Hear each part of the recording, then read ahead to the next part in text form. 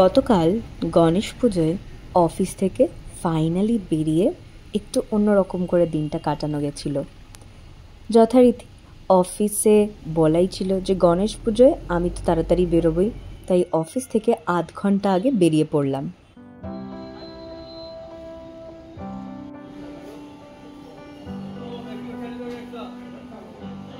এই সময়টা থেকেই পুজো পুজো ভাবটা খানিকটা শুরুই হয়ে যায়, শহরটা যেন একদম পাল্টে যায়।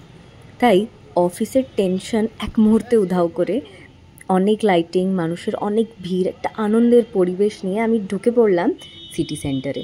সেখানে বিক্রম থেকে একটু মিষ্টি কিনে পুজো দেওয়ার জন্যই বেসিক্যালি কিনেছিলাম, দিয়ে আমি হাঁটতে শুরু করলাম, কারণ সামনেই একটা পুজো হয়েছিল। তো চলো যাওয়া যাক।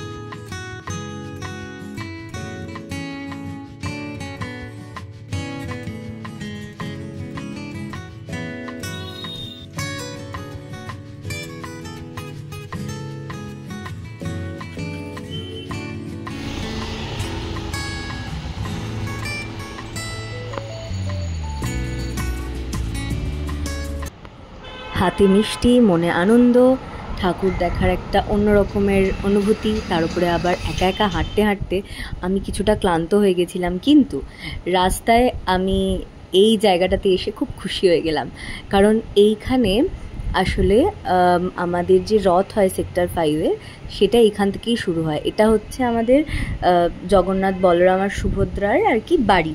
এইখান থেকেই ওনারা রথযাত্রাটা শুরু করেন। রথের সময় এখানেও খুব সুন্দর করে লাইটিং দিয়ে ওনাদের রথ, 3টে রথ এনে খুব সুন্দর করে সাজানো হয়েছিল জায়গাটা। কোনোদিনও পারলে আমি এর ভিতরটাও দেখানোর চেষ্টা করব তোমাদের সবাইকে।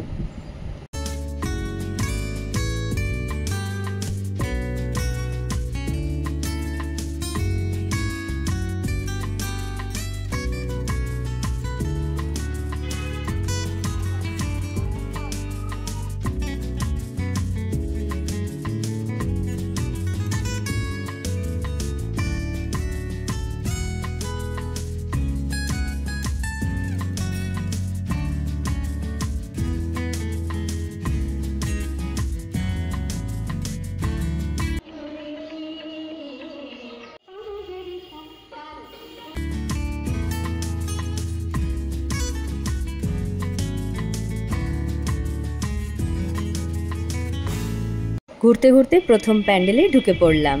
গণপতি বাপ্পা মোরেয়া! আমার গণেশ ঠাকুর ভীষণ প্রিয়। প্রথম ঠাকুরটা দেখে তো একদম মন ভরে গেল। আর ওরা বাংলার গ্রামের উপরে থিমটা করেছিল, ভীষণ সুন্দর ছিল প্যান্ডেলটা। আর চারিদিকে এরকম গান হচ্ছিল, যদিও কপিরাইটের ভয়ে আমি পুরো গানটা দিতে পারিনি, বাট পুজো পুজো ভাবটা চলেই এসেছিলো। আমরা জানি যে গণপতিজি স্পেশালি মহারাষ্ট্র, পুনে এইসব জায়গায় বড় করে পালন হয়, মানে পুরো কলকাতার মতো দুর্গাপুজোর টাইপের পালন হয়, বাট আমাদের এখানেও কিন্তু খুব সুন্দর করে বানানো হয়েছে ওনাকে। আর পুজোও হচ্ছে ভীষণ ভক্তি ভরে, চোখ দেখে একদম জুড়িয়ে গেল। আসলে আমি যখন গিয়েছিলাম না, পুজোটা হয়ে গেছিলো, বাট যখন গেলাম তখন হালকা হালকা ধুনোর গন্ধ, ধূপের গন্ধ এইসব পাচ্ছিলাম। তো এর নেক্সট ঠাকুর যেটাই, সেটা একটু মানে মোড় পেরিয়েই হয়েছে।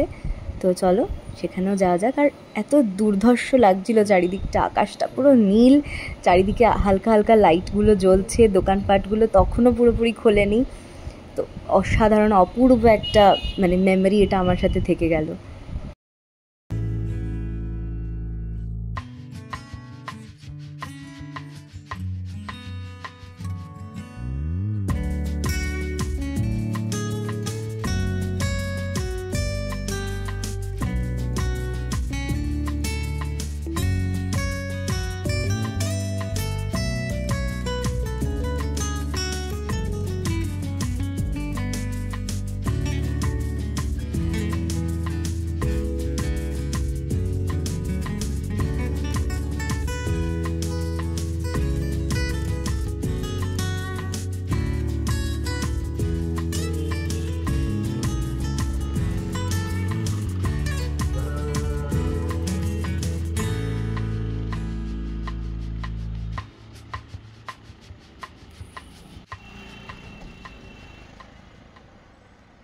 যদিও আমি একটু শাই, বাট কালকে যখন আমি ভিডিও করতে করতে যাচ্ছিলাম আমার পুরো শাইনেস, ভয়, ওই জিনিসগুলো অনেকটা কেটে গেছিলো। মনে হচ্ছিলো যে এত ভালো একটা ফিলিংস যদি ক্যাপচারই না করতে পারি তাহলে আর এত দূর হেঁটে হেঁটে আসার কী হলো। আমি পুরো ঘামে জুবজুব করছিলাম। পুরো সিটি সেন্টার থেকে হেঁটে হেঁটে বিধাননগর অবধি আসা, it's very difficult for me. কাল মানে আমার ঠাকুর দেখতে দেখতে আসলে আমি চলে এসেছিলাম, বাট হ্যাঁ বাড়িতে এসে মাকে যখন বলি মাও আটকে উঠেছে, বলছে এতটা তুই হাঁটলি কী করে। বাট খুব ভালো লাগলো। এই গণেশ চতুর্থীর দিনটা শুধু ধর্মীয় উৎসব নয়, আমার তো মনে হয় এটা একটা বিশ্বজোড়া একটা সংস্কৃতির প্রতীক, একটা ফিলিংস যেটা মানুষের মধ্যে একদম মনের কোণায় রয়ে গেছে। এরপরেই দুর্গাপুজো আসতে চলেছে, তো আরও অনেক অনেক মজা হবে আশা করছি।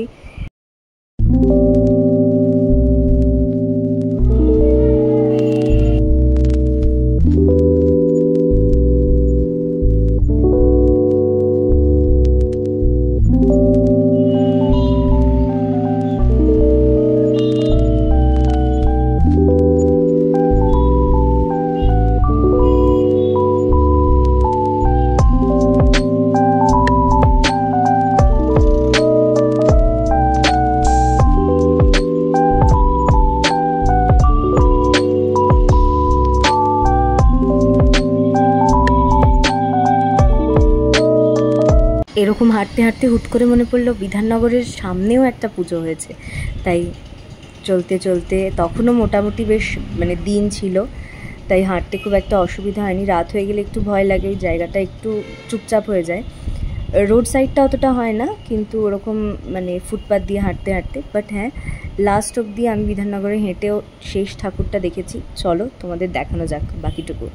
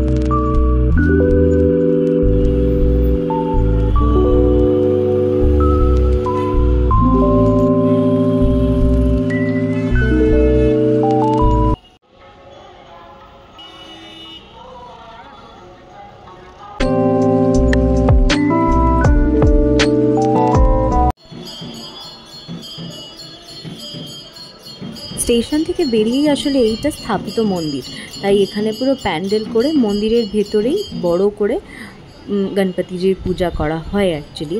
আর সাইডে ভোগও বিতরণ হচ্ছিল, অনেকে ভোগ নিয়েছিল। আমি যথারীতি পুজো দেখে পুজো দিয়ে ট্রেন ধরে বাড়ি চলে আসি।